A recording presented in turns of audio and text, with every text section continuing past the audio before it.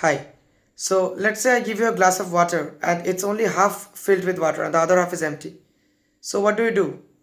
The reason I'm asking you, I'm starting the video on such a apparently strange sounding note is that in this video I want to very briefly discuss a few important points uh, about uh, about the quest to find meaning in our life, and you could relate this to nihilism, existentialism, optimism, pessimism, and some general realizations. But unlike my other videos, I would really try to keep this video very short, okay, and not unnecessarily make it very long.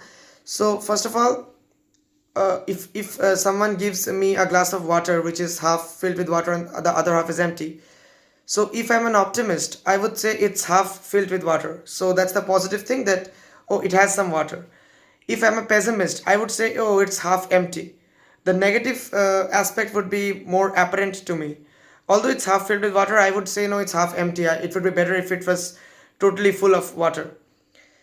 Now, what would a nihilist do? A nihilist would just take the glass and throw it away and say that it doesn't matter whether it's half full or half empty or what percentage of it is filled with water, because at the end of the day, it's all meaningless. That's what a nihilist would say. Of course, a nihilist is also a human being. Nihilists also have their biological needs. They also need food, water, and stuff to survive. But I think this was just to give an example. Because optimists and pessimists, both of them, they admit, or I mean they accept that there is something called good and bad. An optimist says that, I hope the future would be better. That means you indirectly admit that the present is not as good as the future, which means something which we might call bad, or the negative aspects, those things exist, and those things have meaning to you. That's why you are saying, okay, I'm not really satisfied with the present, but I'm very optimistic, I'm hopeful about the future. And you're hopeful that the future would be better. That means you also believe in good. So if you believe in good, you also believe in bad. I mean, of course, the one cannot exist without the other. It's all kind of relative at some point. Similarly, a pessimist is saying, I think the future would be even worse. That means you think that right now the situation is better. So you also indirectly you believe in both good and bad. A nihilist says that no, there is no good and bad. Now, but even though I myself am a nihilist in many ways, but although I do not, I do not follow nihilism blindly, and I do not agree with each and every aspect of nihilism. But yeah, I find nihilism very appealing to me and a very relaxing philosophy. Relaxing might be not be the correct word, but I am very much interested. I'm very much I find it appealing because nihilism is that kind of philosophy which actually like optimistic nihilism, where nothing matters, so I should not think too much about the negative aspects of my life, the bad things that has happened. And similarly, I should also not make a big deal out of my little achievements or whatever, because both of them are kind of not good for my emotional balance, for my mental stability, and if you know what I mean. I have discussed this aspect in my previous videos also, so I will not go deep into that in this video, because my target is to keep this video as short as possible. Okay, because I understand all of your times are valuable, so why should I make a long. I'll just briefly make my point. So point number one is, I think I discussed nihilism, optimism, and pessimism. And now point number two is, see, at some a very deep realization would be that all humans are gray, and everything is gray, not just humans, even the materialistic, like these things, like that is a good, that is good, that is bad, it's just all gray. And you cannot say you cannot put some intrinsic value or attach some intrinsic value to things. No, this is valuable. You cannot do that. Money, of course, we all need money, it's very valuable, but somebody who has no money at all, like maybe a very poor person begging at the roadside, uh, say $1 million would be very very much valuable to him. I mean, that would be like a fortune to him. Now, to someone like maybe a billionaire who already has like hundreds of billions of dollars, so someone like Elon Musk. Now, $1 million, let's say $10 million. Now, numerically, $10 million is of course much more valuable than $1 million. That's a much bigger amount. But the value of $10 million to someone who already has $400 billion is much less than the value of even $1 million to someone who, like someone very poor. You get my point? So it's all subjective. And that is why nihilism wants to, take a very safe position and does not make any general claim like morality. It is a very famous kind of scenario. Say a conflict breaks out on the road and a person A kills person B. So what would so from a perspective of morality, what would you say? Who is right and who is wrong? So yeah, maybe a conflict broke out, and maybe B was not entirely right, but A shouldn't have killed B for this. So of course, we would say that A is wrong to kill B, right? Now consider the same scenario, but this time B is a very dangerous criminal and a serial killer, and A knows that, and then fight broke out, and A kills B. Now we would not say A was mistaken, because even from a morality perspective, if you kill someone who would take the life of many others if not stop, like a serial killer, then even from a moral perspective, that is not really always a crime, right? So then we would say we would be much more sympathetic towards A. Now consider the third scenario. Let's say B is a serial killer, and A kills B. A fight broke out and A kills B. But this time A does not know beforehand that B is a serial killer. So now what would you say? This is a very gray, very fine line. There is no like white and black. There is no sharp line distinguishing, dividing good and bad, right and wrong. Because now we would say that okay, A did a good job with unknowingly, indirectly, because B was a dangerous criminal, but A didn't know that, so A was killing B.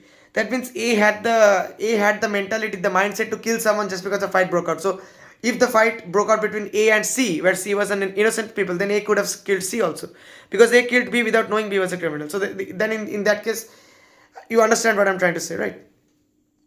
So a very, I think I've discussed this previously also. A very, I should say, dangerous. One of the most dangerous traits of humans is that we often jump to conclusions and form biases. I mean, and this problem is, I think, much more, less understood, because of course we form biases as a very good. What's the big deal? But I think you have to understand that it is a big deal. It's not just a bias about okay, I am more biased towards this kind of food. Okay, I like Chinese, you like Italian food. It's not that kind of bias. See, because often we humans, what we do, and I have felt it, I have done this mistake previously in my life once or twice or thrice, and now I'm learning. Because often we suppose we form some particular attachment to a particular person. Now, that can be because of our a lot of factors, like our instincts, our biologic, I mean, our instincts, our emotional needs, our biological needs, even in some cases, or our you know just even chance. Because it might appear to us, especially when we are in that phase of our life, it might appear to us as a very logical choice, but there is nothing logical about it, there is nothing meaningful about it. It's just like, it just happened by chance, and by chance things clicked. And now the problem with biases is that once you have formed that kind of bias, you will go any length to tell yourself, or to at least prove to yourself, that you did the right thing, your choice was the right choice, and every other choice was a bad choice. Like for instance, you will go any length to prove that that person is a good person just because I chose him or her, and the other persons are a bad person. Because if you analyze the situation, we can only see only one aspect of a person. Every person is gray, they have whites and blacks, they have goods and bads, but we are only exposed to one particular aspect of that person. We don't know their background, we don't know what they're dealing with, maybe they're going through something much more difficult than you are, even though they may not like admit it, or they may not share it publicly. Or maybe they're not as good as you think they are. They have some other sinister toxic plans in mind. So without knowing everything, you cannot judge a person like this, like just based on one or two incidents. "Oh, that person is not good, that person is good." It's not possible. It should not be done, and we all know that. You don't need me to tell this to you. You know that yourself. But I'm still telling this to you because you should, even though you know this yourself, you should think about it more.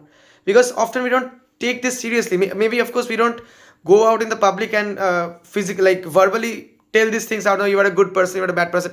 But we often form this kind of biases even without consciously realizing it in some cases. And that's even more dangerous, because then we will go any length to justify who we think is a good person, even their incorrect actions, and we will form a kind of negative bias towards the other persons. It's very dangerous. Because at the end of the day, you see, if you think about it, now you may say that okay, of course it's not possible for me to know the background and the perspectives and what everyone is going through. It's not possible for me to know. I get it, it's not possible for you to know. So then will you not make friends, or will you not talk with humans? That's not a solution. As social creatures, you have to interact with humans. I mean, even if I leave out the professional interaction, even personally, I think some amount of interaction is inevitable and maybe even required from a psychological point of view for most humans. So what is the solution? You cannot know everything about everyone. So, and without knowing everything, if you form a relationship, if you make some, if you make new friends and stuff, you are bound to form biases. My a practical advice from me would be try to keep that bias as little as possible. Forming no biases, absolutely, that would be very unrealistic. If that would be the best possible scenario, but unfortunately that would be too much idealized, not possible in practice. So let's not talk about that. But at least you can always be on the safeguard and always ask yourself, this is called reinterpretation of events. Maybe some event has happened to you maybe 2 days ago, or maybe even 2 months ago, 2 years ago. Think about it once again and ask yourself, okay, at that point of time, that event felt normal to me. But if I think about it right now, because things, perceptions change, perspectives change, and so on and so forth. So often, reinterpretation of past events, or even just think about the past events, will give you a lot of insights about, no, maybe that person was not as good as I thought, or maybe that person was better than I thought. Whatever, it could be either way. Because you have to accept that everything is gray, every person is gray, everything is gray. You cannot label things as good, bad, right, wrong, and that is what I believe. That is nihilism. But that doesn't mean you should like destroy everything, or detach yourself from all persons. Those are not really possible in practice. So my philosophy is, I go out with a lot of I talk with a lot of people, even beyond my professional circle, even friends. I have very few friends, not many friends, but yeah, I do have one or two friends with whom I maintain a real like good relationship, and I do consider them true friends. But the difference is, I am not I take a conscious effort to not get attached to them or not get dependent to them. Because if tomorrow one of them decides to not talk with me any longer, which is very unlikely, but let's just think that way, because we never know. If tomorrow one of them maybe cuts all contact with me, I would not be affected. That is my philosophy. That doesn't mean I will not even make friends, or I will just lock myself up in a room and stay in isolation. No. But I will do so with always this conscious effort to not get too attached, because at the end of the day, it's meaningless. Yeah, it's meaningless. See, you remember the myth of Sisyphus? There was this very good kind of picture that Sisyphus was this someone. I don't remember the exact story actually. Sisyphus was actually cursed by God, punished by God, because maybe he did something, I don't know. But he was punished by God, and God gave him a very beautiful, like very brutal, not, I shouldn't say brutal, but very cruel punishment. This is a worse. I mean, death would be much better. He was told to push a rock up the mountain, just pushing a rock, a very heavy rock. So you're just pushing it up the mountain, because it will try to fall down. You have to give conscious effort, and I mean, you have to give a lot of physical effort to push it to the top of the mountain. And then once at the very top of the mountain, at the very peak of the mountain, the rock would again start sliding the other side, because it's a very pointy mountain, just for the sake of argument. And then as it starts falling, Sisyphus has to run and stop it and again push it back. Then again it starts falling the other side. Sisyphus has to run and stop it and again push it back. So this is the punishment that Sisyphus was subjected to, and there is no escape from this, no death. Sisyphus would have to continue doing this, and that's how the story goes. Now this is like a very sounds very cruel, of course, like oh my god. But if you think about it, in a metaphorical sense, some that is actually what we humans are doing in throughout our lives. We wake up every morning, we have our breakfast, we get ready and go to some people like me go to college, younger people go to school, older people go to their office or go to their, if they're professors then they also go to college. I mean, they go to their workplace. We go to our educational institutes and all. So it's, and then we spend our time there doing our work, and maybe gossiping with friends and peers and colleagues and doing that, doing this, the usual, having lunch, and then again we come home at the night and we have dinner and then we go to sleep, and the next day this again continues. So this is the kind of cycle we are all stuck in. Now, where is meaning in this? Maybe you are making a lot of money, maybe you are doing a very respected job, or maybe you have done some real good research or something. But where is the meaning? Because for two reasons. Let's say very logical, not philosophical, not metaphysical musings, but very logical.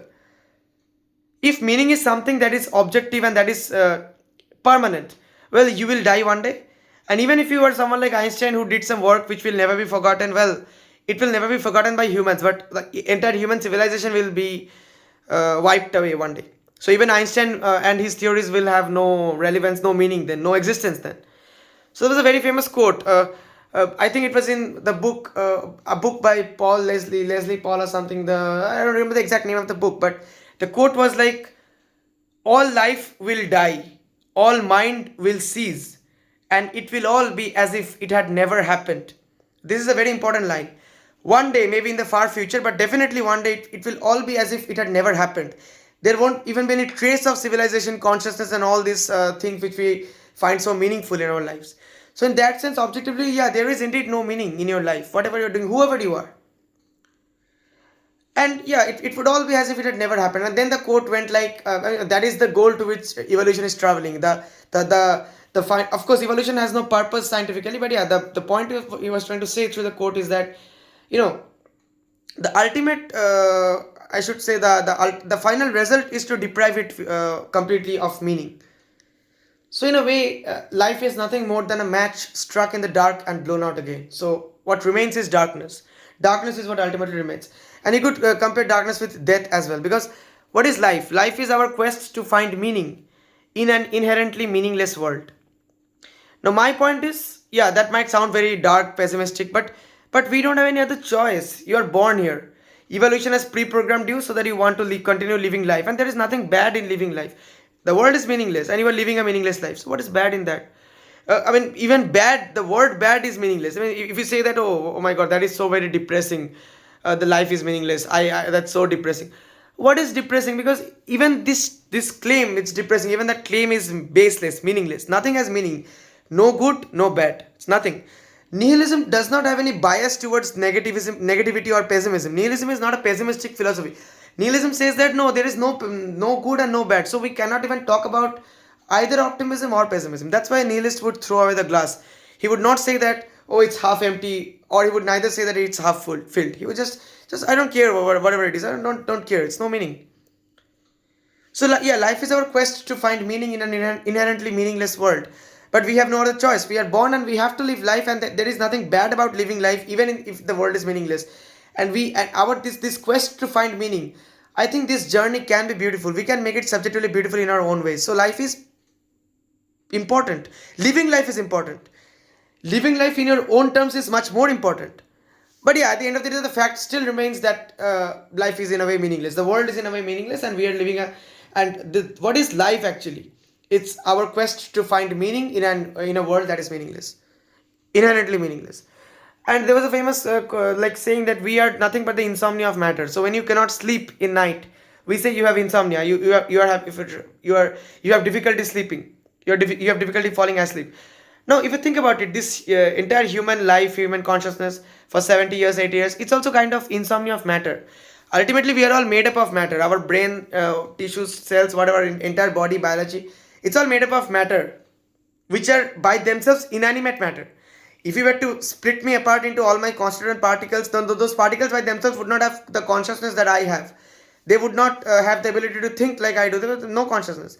They are just ordinary matter.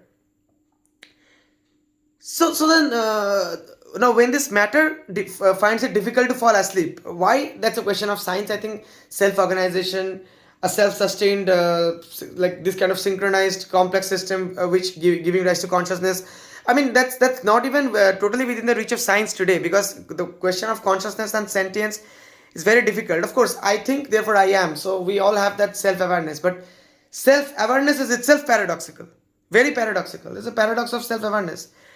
I mean, there are a lot of very good books also. Albert Camus, not just Albert Camus, there was a very good book by uh, Fernando Pesce or something, I forgot. It was called The Book of Disquiet. It's kind of an autobiography, but it was published posthumously, and it's a very rare, I mean, very different kind of book, not the usual autobiographies. And yeah, you can check it out, The Book of Disquiet. It's called, you may already know, it's a very famous book, actually. So, if you think about it, this self-awareness is itself paradoxical. I know I exist. I have that self-awareness, but I have no clue why or how. So it's like a solution without a problem. It's often said that every solution has a problem. Sorry, what am I saying? It's like a problem without a solution. So it's often said that every problem has a solution. No lock is made without a key. If there is the lock, if there's the problem, then there has to be the key somewhere. There has to be the solution somewhere. But when you think about consciousness, sometimes it seems like maybe there is no solution. But it definitely is a problem, because I am self-aware. I can feel it. I cannot deny. I can make some arguments like maybe the world is not as real as it seems. It's a simulation, whatever. But I mean, come on, something something about me must be real because I can feel it. No further justification required. I don't know whether this curtain behind me is real or not, but something about me is real. I cannot deny that. Under no circumstances can I deny that. So then that's the paradox of self-awareness. I am aware, but yet I don't know why. I have no clue and whatever. So yeah. And this dilemma, the final point which I would like to touch is the dilemma between meaning and truth. This is very vague. Also, this is very deep, very philosophical. Those are the good part. But the bad part about this discussion is that the negative. I should also say the negative. Otherwise, it would again be a biased discussion. And nihilism is all about preventing biases. There was a very good book by Andrew Kansian. You can read the book if you want. It's called Nihilism, the Emptiness of the Machine. So basically, if you think about a machine, it's just empty. I mean, empty in the sense it has some parts and the parts are working in coordination and the machine is as a whole functioning. Now, if we think of ourselves as a machine, it sounds very depressing. Oh my god, humans are machines. Yeah, in a way, they are machines. But we don't think of ourselves simply as parts, some collection of parts. We don't have that perception usually. But actually, even we are just a machine, nothing special, no meaning, and our consciousness is a dream of the machine. But ultimately, that's it. There's nothing more to it. I mean, that was the argument which Andrew Kansian argues in his book Nihilism, the emptiness of the machine, and he says that nihilism is not necessarily always at like a very negative philosophy. Nihilism doesn't say destroy the world because nihilism simply says the world has no inherent meaning. Come on, that doesn't mean you destroy. If you destroy the world, you uphold the nihilistic viewpoint or you prove nihilism. Let's say write a book about some nonsense thing which are not true, and you know they're not true, so you want to disprove me. So if you burn the book, will you disprove me? No, because I have published it. There are many other copies, and even then, I mean, burning the book would not disprove what is written in the book. If I go and burn, I shouldn't be saying this because this is very disrespectful. But just for an example, if I burn Feynman lectures of physics, would whatever Feynman has written, would that become meaningless? Of course not. Similarly, if I destroy the world, I would not be proving nihilism. So nihilism in its true form, nihilism doesn't say anything like you should not live because life is meaningless. You should always feel depressed. No, that's not nihilism. Nihilism simply says that life has no inherent meaning. You are free to explore further philosophy. Nihilism says this and stops there. Now there are some other philosophies which can take you from there. Okay, now it's almost like a hopping flight. You take a flight from destination A to destination B via some intermediate airport C, intermediate destination C. So nihilism maybe takes you to C and leaves you there, the first airline. Then from some other partner airline will take you from there. No, it's your decision. Where would you want to go? So there are some philosophies like absurdism and some philosophies which say that you should create your own meaning. Nihilism says that life is inherently meaningless. That's already well. So next, what next? What next? Up to you. You can create your own meaning in life. You can find something that you find interesting and worth living for, and you can explore that throughout your life. Or you can just okay, life is meaningless. I don't care. You can just live the conventional life like the rest of the most of the people actually. Or you can follow some like hedonism or something. You can just as long as I'm alive, I will do whatever I want. I will live a very rich, lavish life. You can do that if you have the money or if you can make the money. You can follow stoicism. There's a lot of things you can do. None of them actually contradict nihilism. None of them are in conflict with nihilism, because nihilism even doesn't even go there. Nihilism makes a very fundamental, basic claim, and that's all. Whatever you do next is up to you. But whatever you do, you are not you cannot say you are not disproving nihilism. And the good thing about nihilism is that was very well argued in Andrew Kansian's book, The Emptiness of the Machine. That book. That nihilism actually, if properly understood and properly used, nihilism can actually keep your views grounded. That I mean, keep your views grounded in the sense, not nihilism can be used as a tool to not form biases, because if you know everything is meaningless and there is no inherent meaning, and all meanings are formed by us, that particular person is important to my life, is a meaning. But ultimately, if I just break that person down, he or she or they, whatever, whoever, they are just made up of some particles and all, which are just following some laws of physics, and we don't even know everything about the particles, but at least we can know that from this inherent meaning point of view, the philosophical point of view, they have no meaning as such. So then it must be we who are assigning this meaning, that okay, just because those particles are combined and assembled in that particular form, we think that we perceive that him or her or them to be a person. But what is a person in that sense? A lot of philosophical paradoxes. The paradox of the ship, the paradox of identity. Say we have a ship. This is also just a vague thought experiment. Say we have a ship, and there are a lot of extra parts, because if one part gets damaged, then replace the part. And over many years, all the parts of the ship are replaced by the new parts, and the old parts are thrown away. So then we have an entirely new ship. So now what is the identity of this particular ship? Is it the previous ship, or is it? Now you can argue that we cannot technically replace everything, because if we replace the base of the ship, then it would sink. But just for the sake of thought experiment, in your body also, your cells, they renew, old cells die and new cells are formed. So basically, then what is the identity of this ship? Is it the old ship?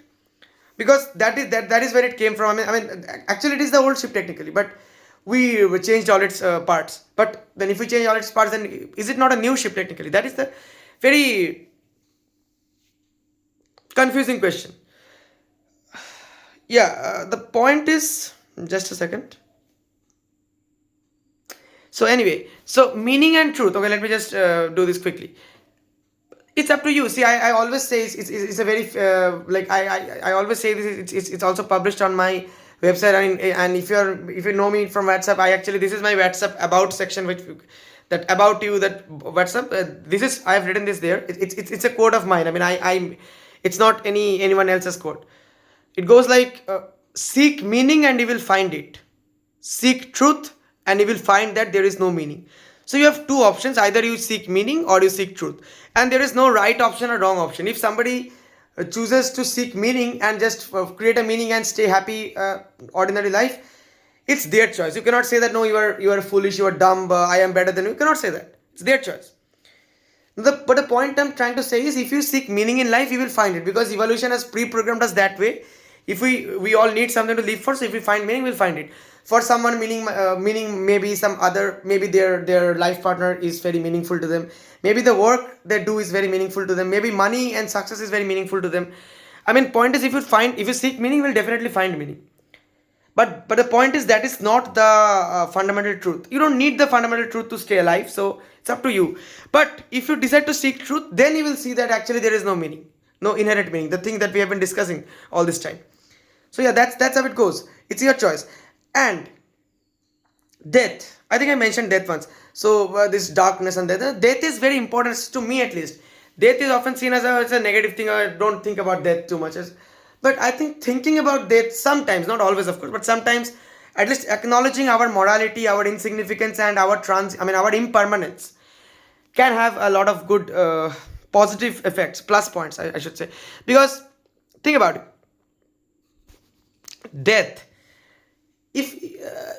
Suppose if I were to tell you that you will live a very long existence, there is no death, you are immortal. It might sound initially, apparently, just at first glance, it might sound, oh, that's very good. Oh my god, I will not die. Oh my god, I'm so lucky. I will not die. I don't have to worry about anything. I will have so much time in my hands. I can explore the world. I can I can explore all my interests.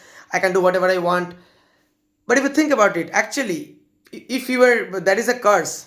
Because if I were to tell you that you will never die, then there would be no meaning in your life. You would lose the urge to do something meaningful, do something new, because you will be like, oh, I have infinite amount of time in my hand, and you will lose the urge to live. Whatever you do, you will lose interest. See, traveling the world is such a beautiful, and like there are so many countries, so many places, so it's not possible to travel the world properly in 80 years. But if you never die, if you have infinite amount of time, then even after a few years, even traveling, seeing new places, you will no longer like it. So maybe for first 1,000 or 2,000 years, you will go on choosing one activity after next. So let me do this thing. Okay, after some time, the charm wears off. I no longer like that. Choose something else. Let me do this. After some years, since you have infinite amount of time in your hands, at one point, what would happen is you will not like doing anything at all. And yet you cannot escape, you cannot die. So that is then you will say that no, my ordinary 8 years life was much better than this. I'm forever stuck in this. Or even if I say that you will live for 1,000 years, not immortal, but say 1,000 years, even that would become very boring at some. And then of course there is this scientific aspect. If the population and all, if the older population does not die after a certain point, then there will be there won't be balance in life, balance on the planet. That's what I mean. There won't be balance on the planet and all. But even apart from that, we don't really want to be immortal. We often say this, but actually what we want is something new, novelty. Otherwise, life would be boring. And if we live for 80 years and all, at least we have this feeling, no, I don't have enough time. I mean, I don't have forever, so I have to do something meaningful in life. I have to find some meaning in life. So at least let me try to live these 80 years as happily or maybe as meaningfully as possible. Meaning is different for different people, but yeah, let me try to live these 80 years as meaningfully as possible. That's what we try to do. That is possible because at the end of at the back of our minds, we know that we don't have forever. And that is important. That is what pushes us to do something meaningful in life. Otherwise, it's no point in living. Even if we may not, even if we become biologically immortal, there would be no point in living. We'd be mentally dead, kind of, right? So we don't really want that kind of immortality. And death is like also I see death as a kind of force that ensures there is justice in the world. Justice because see, whether you are a billionaire or you are a beggar, you have to die. So death is that one thing. Life is not fair. Life is never fair. Life is random. A lot of good people, a lot of bad things happen to good people, and there is no, like, in many cases justice doesn't get served. I mean, life is not really fair. If you have the money, if you have power, if you have money, if you have influence, if you have in life, as long as you're alive, you can change the narrative, you can manipulate the system, you can do a lot of things. So life is not fair, but you cannot evade death. No matter how much power you have, how much money you have, whoever you are or whoever not you are, you cannot evade death. Maybe you can delay it. Okay, maybe if you have a lot of money, you have a very terminal illness, serious illness, you can get the best medical treatment, or you can live for some. But ultimately, we all will succumb to death, more or less. Maybe someone dies at 30 years, someone dies at 80 years. Seems like a huge gap to us, 50 years difference.